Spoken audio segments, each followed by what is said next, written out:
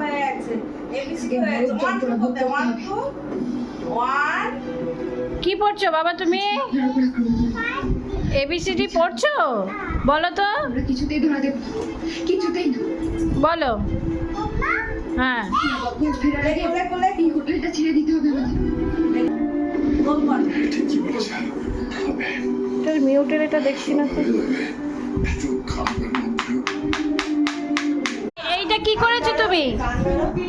এই এইটা এইটা কি করেছো তুবু? বাবা ওই ছিঁড়ে গেছে কানে ধরো বলো আর করবো না বাবা।